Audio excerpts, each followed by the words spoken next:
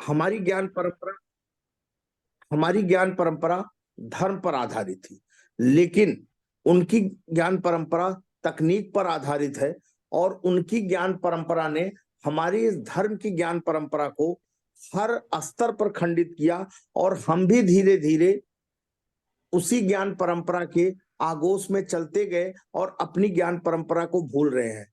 अगर धर्म है, हर हमारी मैथोलॉजी में, हमारी व्यवस्था में, न्याय की विधि में धर्म ग्रंथों पे हाथ लेकर शपथ ली जाती थी कि हम झूठ नहीं बोलेंगे, और हर व्यक्ति सत्य बोलता था। अब तकनीक आधारित जो ज्ञान परंपरा है, उसमें ये काम लाई डिटेक्टर करता है। लाई डिटेक्टर पर भी कितने कितने असत्यवीर हैं कि जो उस पर भी झूठ बोल जाते हैं। अगर धर्म से, अगर हमारी जैसी ज्ञान परंपरा है, अगर हम धर्म से शासित हो, तो हम कभी भी असत्य नहीं बोलेंगे, हम कोई पाप कर्म नहीं करेंगे।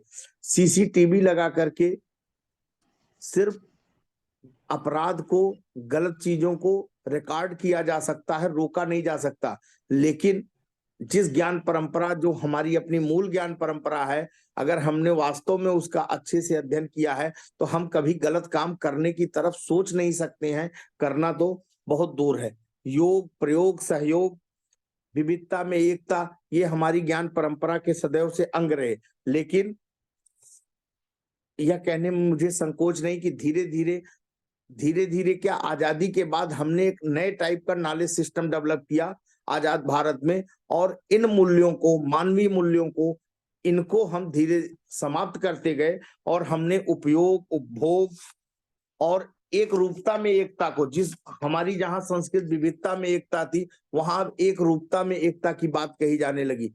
वही योग जब पाश्चात्य ज्ञान परंपरा में योगा बनकर आता है, वही आयुर्वेदा बनकर आता है, प्राकृतिक चिकित्सा नेचुरोपैथी बनकर आती है, तो हमें ज्यादा अपील करती है।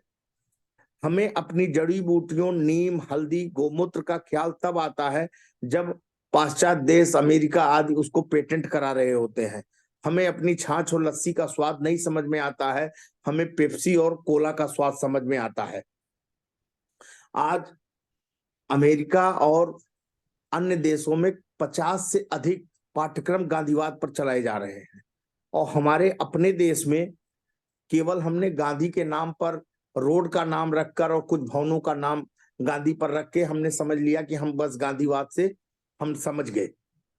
आत्मगौरव और राष्ट्रीय स्वाभिमान की अनदेखी, अपनी संस्कृति और समृद्ध विकास विरासत को नकारने के कारण हम अपनी ज्ञान परंपरा का महत्व नहीं समझ पाए, और वो हमेशा हमें पिछड़ेपन का आभास कराती रही। हमारी ज्ञान परंपरा में विवाह को एक संस्कार माना गया है। 16 संस्कार में से विवाह भी एक संस्कार है। आज पाश्चात्य संस्कृति और बाजारवाद के कारण हमारी यह विवाह की पूरी संस्कार की जो पद्धति थी, जो हमारे, जिससे हमारे ग्रंथों में जिसका जिक्र है, उल्लेख है, वो सब अब एक इवेंट के रूप में बन गए हैं, और जिसमें केवल बाजार इन्वॉल्व है, और रिंग सेरेमनी और जयमाल, रिसेप्शन, यही 2-3 अब फंक्शन ही विवाह में रह गए हैं। बाकी जो संस्कार के रूप में होते थे, वधु पक्ष की महिलाओं द्वारा गाली की मिठास, अब ऑर्केस्ट्रा, पॉप म्यूजिक नाइट में समझ में नहीं आती है। मटकुरवा, नहचू हल्दी, ये बीते दिनों की बात हो गई। हमारे ग्रंथ में, रामचरितमानस में इसका जिक्र है। पाणी ग्रहण का, सप्तपदी का, हर पवित्र अवसर के लिए मंगल गीत गाए जाते थे। लेकिन इन सब को हमने अपनी ज्ञान परंपरा में इस तरह से इसको छोड़ दिया है कि जैसे चाय की छन्नी से चाय छानी जाती है। हमारी भाषाओं में नवीनतम विज्ञान प्रौद्योगिकी को अभिव्यक्त करने की ताकत है, क्षमता है। विश्व को भोगवाद के राक्षस से बचाने की क्षमता है।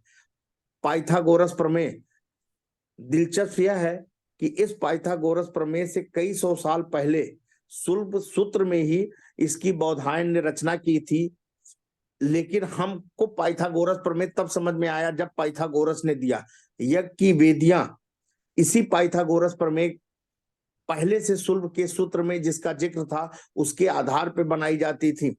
महाभारत में जयद्रथ का वध हुआ था, वह सूर्य ग्रहण उसकी वैज्ञानिकता थी, लेकिन हमने उसको एक किस्सा मान लिया कि इस कृष्ण भगवान ने थोड़ी देर के लिए सूर्य को ढक दिया, और हमको सूर्य ग्रहण तब समझ में आता है जब वो सोलर इक्लिप्स के रूप में बताया जाता है।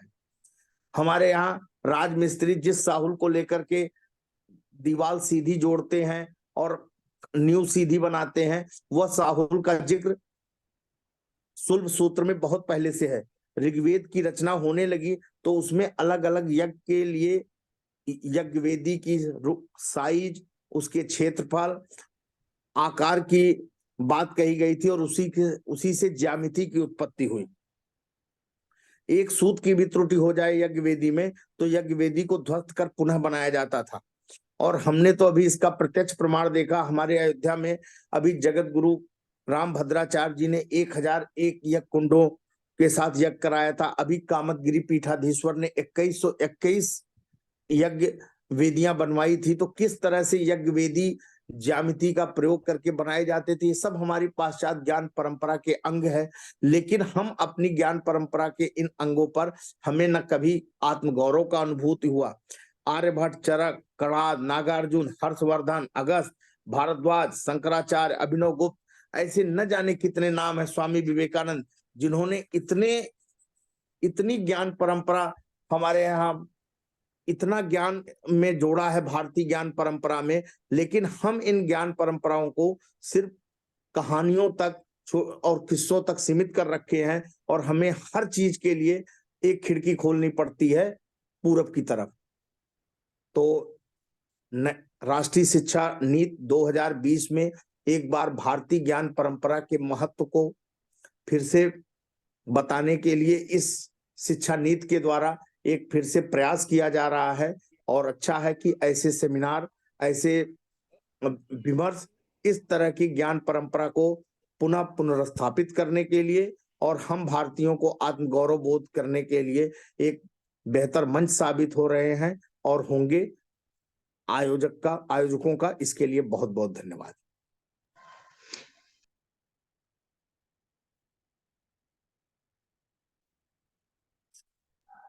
सर हेलो, डॉक्टर सर का बहुत बहुत धन्यवाद। सर ने पाश्चात्य कल्चर के और पाश्चात्य संस्कृति के जो ज्ञान प्रसार का हम लोगों को महत्व बताया है, और वर्तमान में हम लोग अपने पाश्चात्य ज्ञान को समाहित कर रहे हैं, और जो हमारी जो प्राचीन परंपरा थी, प्राचीन जो पहलू थे, उनको हम लोग भूल गए हैं।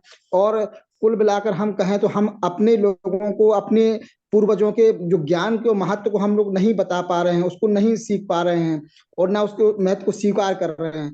जब से ये अंग्रेजी कल्चर आया, अंग्रेजी सभ्यता आई, उसका प्रसार प्रभाव लगातार बढ़ रहा है। सर ने बहुत ही व्यवहारिक तरीके से, व्यवहारिक पक्षों के साथ वर्तमान और प्राचीन को जोड़ते हुए और पाश्चात्य ज्ञान के प्रभाव को बहुत अच्छे तरीके से बताया। सर का बहुत बहुत आभार एवं धन्यवाद। सर के विचारों को सुनकर हम लोग बहुत ही प्रफुल्लित हैं, और सर से आशा उम्मीद है कि भविष्य में भी हम जब भी इस तरह के सेमिनार आयोजित करें तो सर हमारा मार्गदर्शन करते रहें। सर का बहुत बहुत धन्यवाद सर। Thank you. और मैं अब इसी सेमिनार की नेक्स्ट कड़ी में मैं अपने महाविद्यालय के और यंगेस्ट प्रोफेसर डॉक्टर जो जयसिंह जी को मैं आमंत्रित करूंगा। जयसिंह जी आए और अपने जो ज्ञान से हम लोगों को प्रफुल्लित करें और बताएं कि किस तरह से आज नई शिक्षा नीति और क्यों रखी गई है, किस परिप्रेक्ष्य में रखी गई है। और इस बात का भी ध्यान रखना हम लोगों को रखना है, क्योंकि इस समय जो पाश्चात्य प्रभाव बहुत ज्यादा हमारे ज्ञान में आ चुका है और हम लोग उसी का अनुसरण करने में लगे हुए हैं। तो मैं उनको बुलाना चाहूंगा, डॉक्टर जयसिंह जी को, वो आए और अपने ओजस्वी विचारों से हम लोगों को प्रफुल्लित करने का प्रयास करें। जयसिंह जी प्लीज। बहुत बहुत धन्यवाद सर। मेरी आवाज आ रही है? जी सर। मदन मोहन मालवीय स्नातकोत्तर महाविद्यालय भाटपार रानी देवरिया के तत्वावधान में आयोजित 2 दिवसीय राष्ट्रीय सेमिनार, जिसका विषय है राष्ट्रीय शिक्षा नीति 2020, भारतीय ज्ञान परंपरा एवं भारतीय भाषा। आज के इस तकनीकी सत्र के moderator doctor Shakti Singh sir को मैं बहुत बहुत धन्यवाद देता हूँ।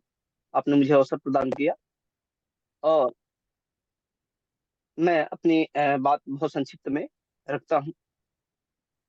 मित्रों, दो पहलू हैं भारतीय ज्ञान परंपरा एवं भारतीय भाषा। तो पहले हम एक एक पहलू पे बात करेंगे, फिर आगे बढ़ेंगे। सबसे पहले हम जान लेते हैं भारतीय भाषा, क्योंकि आप जानते हैं कि ज्ञान साध्य है और भाषा साधन है। तो हम पहले जान लेते हैं कि भारतीय भाषा या भाषा है क्या। भाषा सामाजिकरण एवं सांस्कृतिक प्रसार का एक सशक्त साधन है।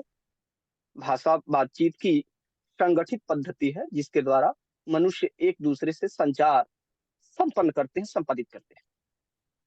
अब थोड़ा सा मैं आपको ले चलना चाहूंगा कि ये जो भाषा है, क्योंकि इस ग्लोबलाइजेशन के दौर में भाषा का महत्व बहुत बढ़ रहा है। हर देश अपनी अपनी भाषा को वैश्विक भाषा के रूप में प्रतिष्ठित करने का लगातार प्रयत्न कर रहे हैं। इस दिशा में हम भी अग्रसर हैं, क्योंकि हमारे देश की जो भौगोलिक विविधता है वह इतनी समृद्ध है, रिच है, कि हमारे देश में भाषा परिवार का एक बहुत बड़ा समूह है। हर क्षेत्र में, हर प्रदेश में कई कई भाषाएं बोली जाती हैं जो काफी रिच है, समृद्ध है। जैसा कि आप जानते हैं कि जो भाषा है, इसके उद्भव और इसके विकास को प्रभावित करने वाले कई कारक हैं। इसमें भौगोलिक कारक एक बहुत बड़ा फैक्टर है। इसके अलावा सामाजिक, सांस्कृतिक,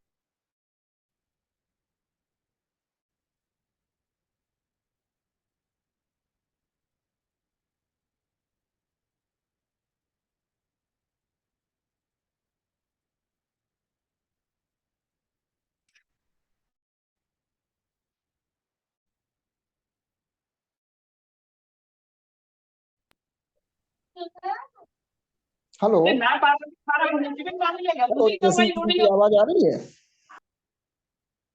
हेलो।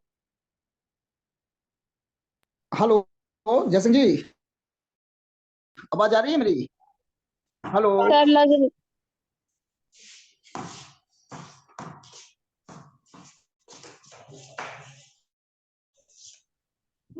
हेलो जैसन जी, मेरी आवाज आ रही है क्या? हेलो। आवाज नहीं आ रही है सर की। लग रहा है टेक्निकल समस्या कोई आ गई है। हेलो जैसन जी,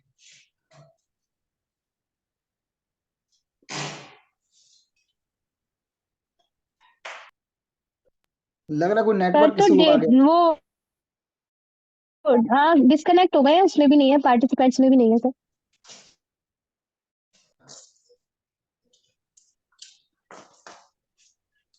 हो सकता है कि एक मिनट रुकिए, साथ को कनेक्ट करने का ट्राई कर रहे हूँ।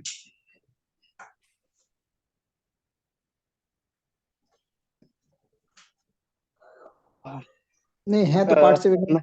मेरी आवाज आ रही है सर? हाँ हाँ, हेलो। हाँ आ रही है आवाज, हाँ सर, आपकी आ रही, कंटिन्यू करिए। नेटवर्किंग इशू की वजह से मैं शायद डिस्कनेक्ट हो गया था। हाँ जी तो जी मैं जी, बता रहा ठीक था है, कि भारत कंटिन्यू करिए आप भाषा सर। परिवार, मैंने बताया कि भारत यूरोपीय भाषा परिवार, चीनी तिब्बती भाषा परिवार, अफ्रीकी एशियाई भाषा परिवार, अफ्रीकी भाषा परिवार, यूराल अल्टाई भाषा परिवार, और एक है द्रविड़ मलय बहुद्वीपीय भाषा परिवार।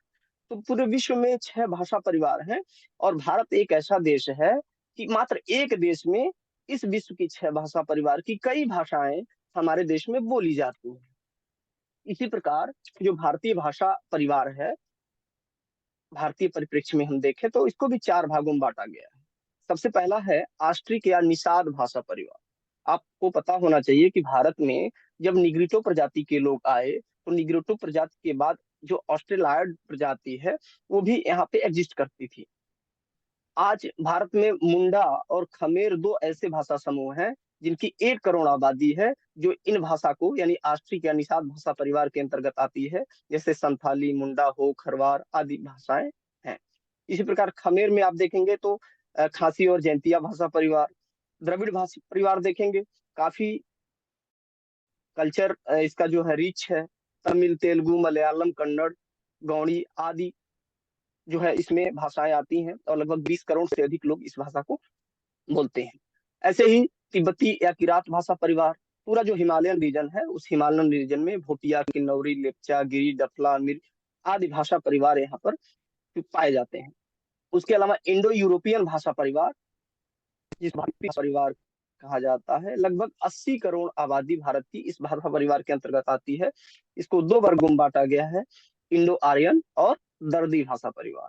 हिंदी, पंजाबी, सिंधी, गुजराती, बंगाली, मराठी, असमी, असमिया, उड़िया, ये सब जो है इंडो आर्य भाषा परिवार की भाषाएं हैं। मैं अब थोड़ा सा भाषा और ज्ञान का क्या संबंध है उस पर चर्चा करना चाहता हूं, जो आज का मुख्य टॉपिक है। मित्रों, भाषा एक माध्यम है, ज्ञान यानी भाषा साधन है और ज्ञान साध्य है। मैं अक्सर जब पढ़ता हूँ, जब भूगोल पढ़ाता हूँ बच्चों को, तो मैं देखता हूँ, जब मैं जर्मन ज्योग्राफर को पढ़ाता हूँ, तो विश्व की भूगोल की दुनिया की जो सबसे बेहतरीन किताबें हैं वो जर्मन भाषा में। और जर्मन भाषा संस्कृत भाषा की बहन समझ लीजिए उसको, क्योंकि संस्कृत भाषा के बहुत सारे ऐसे शब्द हैं जो जर्मन भाषा में यूज होते हैं। अब चूंकि जर्मन लोगों ने अंग्रेजी, चूंकि वही इंग्लैंड भी है, अंग्रेजी का प्रभाव क्षेत्र भी है, लेकिन जर्मन लोगों ने अपनी भाषा को प्रमुखता देते हुए भूगोल विषय को इतना को उस समय जर्मन लैंग्वेज पढ़नी पड़ी। तो हमारे कहने का मतलब ये है, क्योंकि हमारे देश में हजारों साल से आप देखें तो वेद हैं, पुराण हैं, उपनिषद, इन उपनिषदों, वेदों, पुराणों में अनगिनत, असंख्य ज्ञान की बातें, ज्ञान के स्रोत पे पड़ेंगे। लेकिन हमें तब याद आता है कोई भी चीज जब कोई विदेशी हमें उस चीज को बताता है। मित्रों, हम सेमिनार में बड़े बड़े भाषण देते हैं, बड़ी बड़ी चीजें कहते हैं, जब हमारे देश के वेदों में, उपनिषदों में, पुराणों में इतनी सारे विज्ञान और इतने सारे ज्ञान छुपा हुआ है, तो हम क्यों काम नहीं करते, क्यों रिसर्च नहीं करते? हम केवल बोलते हैं, सेमिनार में बोलेंगे हम विश्व गुरु बन गए, हम ये बन गए। हम बोलने से थोड़ी होगा। जब अपनी भाषा को या ज्ञान विज्ञान अपनी भाषा में आगे बढ़ेगा तो खुद आपके भाषा का, आपके कल्चर का पूरे विश्व में प्रसार होगा। अंग्रेजों ने क्या किया? अंग्रेजों ने दुनिया में जहां जहां यूनिक काम हुए उनको उन्होंने अपनी भाषा में और आगे बढ़ाया, रिसर्च किया, पश्चिमी देशों ने रिसर्च किया, आगे बढ़ गए। हम केवल सेमिनारों में चिल्लाते रहते हैं हमारी भाषा, हमारा ज्ञान, हमारी परंपरा, चिल्लाने से कुछ नहीं होगा।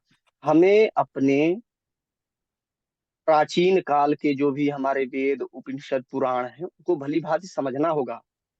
सुश्रुत को ले लीजिए, आर्यभट्ट को ले लीजिए, बराहमिहिर को ले लीजिए, नागार्जुन को ले लीजिए, पूरी दुनिया इन पे रिसर्च करके कहाँ से कहाँ चली गई, और हम केवल आज भी उसी पे अटके हुए हैं। बस हल्ला करेंगे कि हमारे में ये है, हमारी भाषा में ये है, हमारे वेदों में ये है, लेकिन उसके एक भी पार्ट का या एक भी अंश मात्र पर हम रिसर्च नहीं करते या उसको आगे बढ़ाने की कोशिश नहीं करते।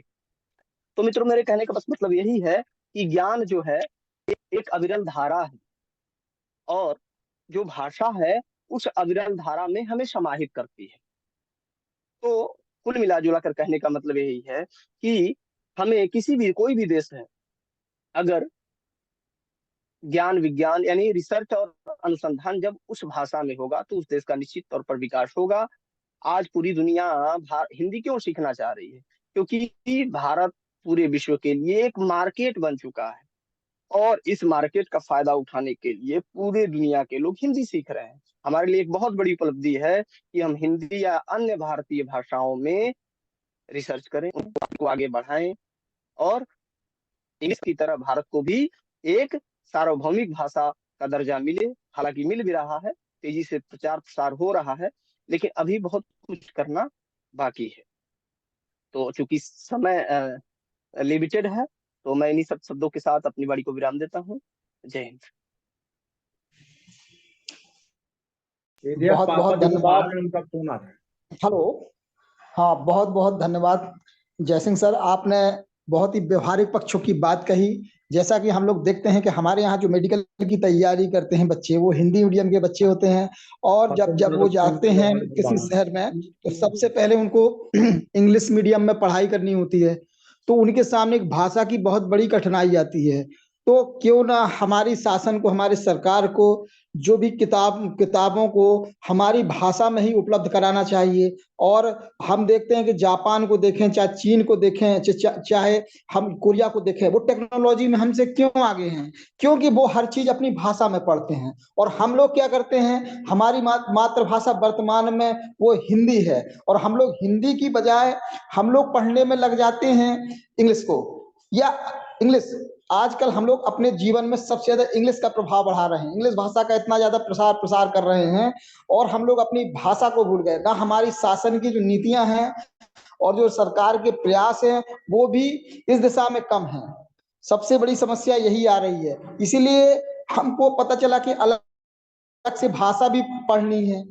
तो हमको हमारा जो ज्ञान है, जो भी ज्ञान विज्ञान है, जो भी हमको, अगर हम अपनी भाषा मातृभाषा में पढ़ेंगे तो हम उसको शीघ्रता से पढ़ेंगे, और हमारी समय की बर्बादी कम होगी, और हम अच्छे प्रयास में जाएंगे। तो जयसिंह जी ने बहुत ही अच्छे भाषा का महत्व को बताया है, और मैं जयसिंह जी का बहुत बहुत आभार करूंगा कि उन्होंने हमको अच्छा मार्गदर्शन दिया, व्यवहारिकता की बात कही। सब लोग यही करते हैं, सेमिनार में मैक्सिमम सब लोग मतलब हवाई भाषणबाजी होती है, लेकिन धरातल पर कुछ भी दिखता नहीं है। और हम सब शिक्षक साथियों से कहेंगे कि जो भी हमारे अंदर जो विचार हैं, उनको हम लोग क्रियान्वित करने के लिए प्रयास करें, चाहे थोड़े प्रयास, लेकिन वो प्रयास होते रहने चाहिए। तो जयसिंह जी का बहुत बहुत धन्यवाद। अब नेक्स्ट वक्ता के रूप में पाठक जी कोई है? नेक्स्ट वक्ता। हेलो पाठक जी, मेरी आवाज आ रही है आप तक? नहीं सर, ये लास्ट स्टॉप होगा क्योंकि टाइम का शॉर्टेज है, 9 मिनट का ही सेशन ये बचा है।